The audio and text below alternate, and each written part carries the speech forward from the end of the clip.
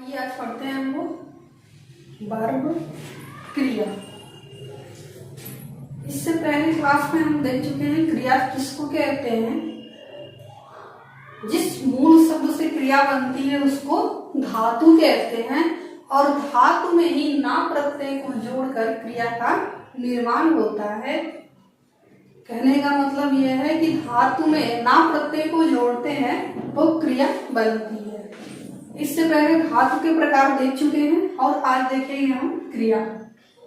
रचना की दृष्टि से या कर्म के आधार पर क्रिया दो प्रकार की होती है। पहला है सकर्म और दूसरा है अकर्म। पहला है सकर्म, दूसरा है अकर्म।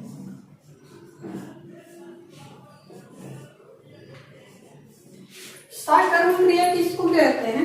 डिफिनेशन इसका कि जिस क्रिया के साथ कर्म हो या कर्म की संभावना हो उसे सकर्म क्रिया कहते हैं। जिस क्रिया के साथ कर्म हो, कहने का मतलब यह है कि कोई भी काम कर रहे हैं तो उसमें अगर कर्म जुड़ा होगा, जिस क्रिया में कर्म जुड़ा होगा या कर्म नहीं भी दिखाया होगा लेकिन कर्म की संभावना बनी रहेगी उसे कहते हैं सकर्म क्रिया।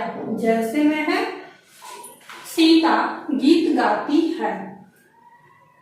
सीता गीत गाती है। अब इसमें देखिए सीता क्या है? सीता आपकी संज्ञा है। सीता संज्ञा है। गीत गाती है, गाती है क्या है? क्रिया। गाती है क्रिया है। अब इसमें कर्म क्या है? गीत। कर्म क्या है? गीत। गीत क्या हो गया आपका? कर्म हो गया। ठीक है। सीता गीत गाती है, सीता आपकी संज्ञा, गाती है क्रिया हो गया और गीत जो है कर्म है। तो इस वाक्य में ये जो गाती क्रिया है ये क्या है? कौन सी क्रिया है? ये सकर्म क्रिया है। ठीक है। दूसरा एग्जाम्पल देखते हैं। राम फल खाता है। राम फल खाता है। राम इसमें क्या हो गया? संज्ञा। खाता है क्या हो गया? क्रिया। खाता है क्रिया हो गया और फल क्या है आपका? कर्म। फल क्या है? कर्म। अब देखिए फल जब आपका कर्म हो गया तो खाता है कौन सी क्रिया हो गई? सकर्म क्रिया हो गई। क्योंकि खाता है, अगर हम कहते कि राम खाता है, फल को हम हटा देते, हाइड कर दे और कहेंगे राम फल खाता है, तो राम खाता है। राम क्या हो गया? संज्ञा। खाता है क्या हो गया? क्रिया। खाता है तो क्या खाता है? कुछ तो खा रहा है ना, किसी चीज को खा रहा है ना, तो यहाँ पर क्या है? उसमें कर्म होने की संभावना है। भले यहाँ पर दिखाया नहीं गया है लेकिन कर्म होने की संभावना है, इसलिए खाता जो क्रिया है ये क्या है? आपका सकर्म है। ठीक है। नेक्स्ट है मोहन पढ़ता है। मोहन क्या हो गया? संज्ञा। पढ़ता है क्रिया है। ठीक है। पढ़ता है, कुछ तो पढ़ रहा है, कुछ तो पढ़ रहा है लेकिन यहाँ पर दिखाया नहीं गया है कि क्या पढ़ रहा है। किताब पढ़ रहा है या कोई न्यूज़पेपर वगैरह पढ़ रहा है, कुछ भी पढ़ रहा है लेकिन कुछ तो पढ़ रहा है, इसलिए यहाँ कर्म होने की संभावना है।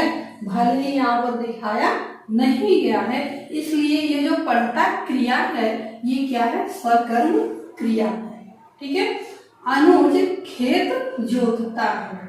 अनुज क्या है? यहाँ पर संज्ञा है। अनुज संज्ञा है। जोतता है ये आपकी क्या है? क्रिया है। जोतता है ये आपकी क्रिया है। क्या जोतता है? कुछ तो जोत रहा है ना, इसलिए यहाँ खेत क्या है? कर्म है और जोतता है क्रिया है। तो जब इसके साथ कर्म जुड़ा हुआ है, भले ही दिखे या ना दिखे, तो ये जो जोतता क्रिया है ये क्या है? आपकी सकर्म क्रिया है। ठीक है। अब हम अभी अकर्म क्रिया देखेंगे। अभी नंबर 1 देखे थे सकर्म क्रिया की पहचान, दूसरा देखेंगे अकर्म क्रिया और ठीक उसके बाद हम देखेंगे इन दोनों को पहचानने का एकदम आसान, एकदम सरल सा ट्रिक कि किसमें सकर्म क्रिया है और किसमें अकर्म क्रिया है, हम ट्रिक के माध्यम से जानेंगे। ठीक है, तो आगे अभी हम आपको ट्रिक बताएंगे। सो देखते हैं, वो है अकर्म क्रिया। जिस क्रिया में कर्म की कोई आवश्यकता नहीं होती है, जिस क्रिया का फल कर्म पर न पड़ करके सीधे कर्ता पर पड़ता है, उसे कहते हैं अकर्म क्रिया। ठीक है, जिसका फल सीधे कर्ता पर पड़ता है, कर्म पर नहीं पड़ता है, जिस वाक्य में कर्म की हमें आवश्यकता नहीं होती है, उसे कहते हैं अकर्म क्रिया। जैसे है शेर दहाड़ता है। यहाँ शेर क्या है आपका संज्ञा है, दहाड़ता है आपका क्या है क्रिया। क्या दहाड़ता है, किसको दहाड़ता है, कुछ यहाँ जरूरत नहीं है, इसलिए यहाँ शेर दहाड़ता है, जो क्रिया है दहाड़ता है, ये है आपकी अकर्म क्रिया। राधा रोती है, राधा रोती है, तो राधा यहाँ पर आपकी संज्ञा हो गई और रोती है ये आपका क्या हो गया क्रिया हो गया। मोहन हंसता है, मोहन हंसता है, क्या हंसता है, किसको हंसता है, यहाँ कोई कर्म की जरूरत नहीं है, कर्म की आवश्यकता ही नहीं है। मोहन यहाँ संज्ञा हो गया, हंसता है यहाँ पर आपका क्रिया हो गया, और कौन सा क्रिया अकर्म क्रिया। ठीक है, तो इस तरह से हम देखें क्रिया कर्म के आधार पर दो प्रकार की होती है, या बनावट के आधार पर क्रिया दो प्रकार की होती है, सकर्म क्रिया और अकर्म क्रिया।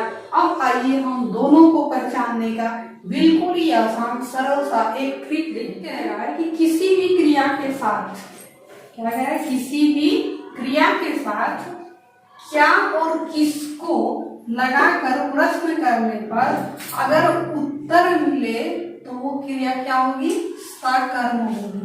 अगर कोई भी क्रिया है उसके साथ क्या लगाना है, क्या लगा करके प्रश्न करना है या किसको लगा करके प्रश्न करना है, अगर उस प्रश्न का उत्तर मिल जाता है तो वह क्रिया होगी आपकी सकर्म। अगर उसका उत्तर नहीं मिलता है, जवाब नहीं मिलता है, तो वह क्रिया होगी आपकी क्या अकर्म। ठीक है, जैसे हम फॉर एग्जाम्पल लेते हैं, नंबर 1 है कि राम खाता है, राम खाता है, इसके साथ हम क्या और किसको लगा करके प्रश्न करेंगे, जवाब अगर मिल जाएगा तो क्या होगा सकर्म, अगर उसका उत्तर नहीं मिलता है तो क्या होगा अकर्म। ठीक है, प्रश्न करते हैं राम खाता है, तो हम प्रश्न करते हैं कि राम क्या खाता है, राम क्या खाता है।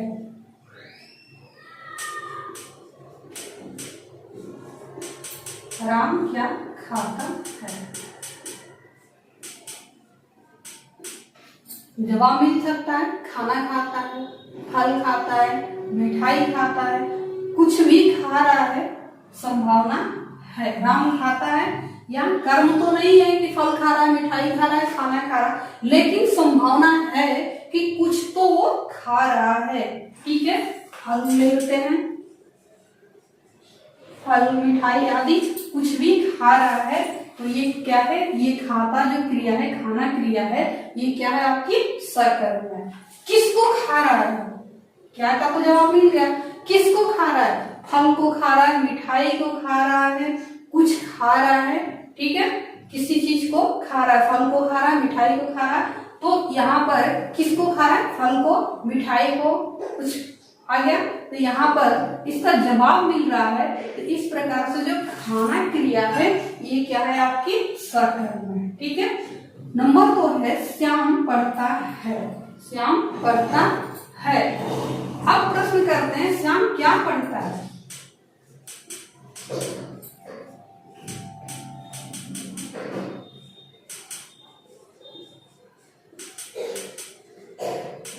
श्याम क्या पढ़ता है, किताब पढ़ता है, न्यूज़पेपर पढ़ता है, कुछ पढ़ रहा है, जो यहाँ दिया नहीं है कि क्या पढ़ रहा है, लेकिन कुछ ना कुछ जरूर पढ़ रहा है, इसलिए यहाँ कर्म की संभावना बनी हुई है, तो ये क्या है? आपकी सकर्म क्रिया है। किसको पढ़ रहा है? किताब को पढ़ रहा है, न्यूज़पेपर को पढ़ रहा है, तो यहाँ कर्म की संभावना बनी हुई है। हमें जवाब दोनों से मिल रहा है। क्या पढ़ रहा है? किताब पढ़ रहा है, न्यूज़पेपर पढ़ रहा है। किसको पढ़ रहा है? किताब को पढ़ रहा है, न्यूज़पेपर को पढ़ रहा है, तो इसलिए ये जो पढ़ना क्रिया है ये क्या है? आपकी सकर्म है।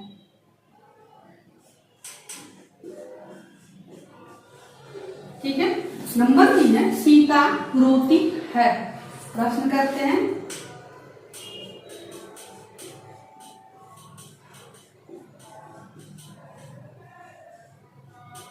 सीता रोती है। सीता क्या रोती है? कोई जवाब हमें नहीं मिल रहा है। फिर किससे भी हम प्रश्न करते हैं?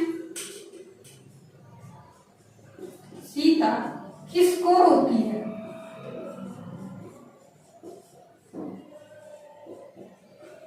सीता किसको रोती है?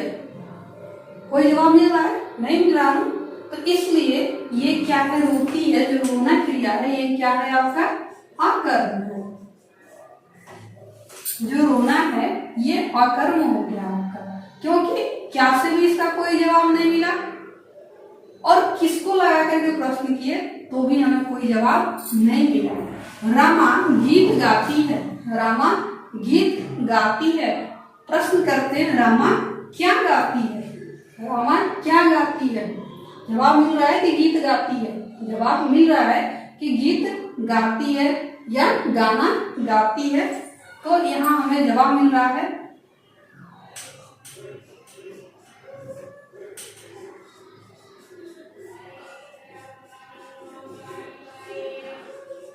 रमा क्या गाती है? गीत गाती है। किसको गाती है? गीत को गाती है। क्या से और किसको? क्या गाती है? गीत गाती है। किसको गाती है? गीत को गाती है। तो गीत को गा रही है, इसलिए क्या है? सकर्म है। दोनों से ही हमें जवाब मिल गया। ये क्या है? आपका सकर्म हो गया। मोहन हंसता है। मोहन हंसता है। क्या हंसता है? कोई जवाब मिल रहा है? मोहन क्या हंसता है या किसको हंसता है?